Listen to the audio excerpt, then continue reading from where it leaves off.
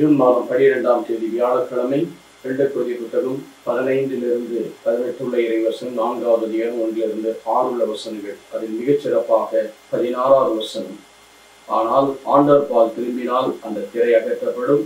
இங்கே ஆண்டவர் என்பது தூய ஆவியானவரை குறிக்கிறது. ஆண்டவருடைய ஆவி இருக்கும் இடத்திலே விடுதலை உண்டு. இப்போது நாம் அனைவரும் முக்காடு இல்லாமல் முகத்தினராக ஆண்டவருடைய மாட்சியை பிரதிபலித்தோம். இவ்வாறு மென்மேலும் மாட்சிமை பெற்று அவர் சாயலாக மாட்சிமை அடைகிறோம். இவையெல்லாம் ஆண்டவருடைய இவையெல்லாம் ஆவியாம் ஆண்டவரின் செயலே. உண்மையிலே பழைய ஏற்பாட்டிலே மோசே அவருடைய முகம் மீண்டும் அந்த ஒளியானது மறைந்து போனது.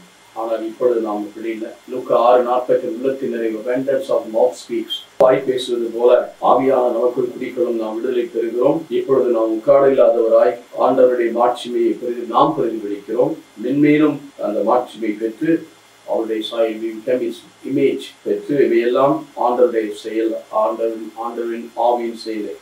ஆனால் இந்த உலகத்தின் தெய்வம் என்ன பண்றோம்? அந்த ஒளியை காணாது இருக்கும்படி, அந்த ஒளியில முட அடையாது இருக்கின்ற கண்களை கூட்டாக்கி இருக்கும் என்று நற்செய்தி ஒளியை காண முடியாது இருக்கும்படி 2 கொரிந்தியர் 4:4 சொல்லப்பட்டிருக்கிறது.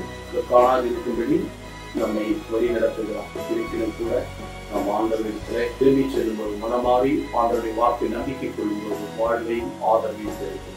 நல்ல ஆண்டவரை நீர் எங்களை நிறைவு செய்கிறது. மேலான கிருபையும் ஆசிரியர்களுக்கு தந்து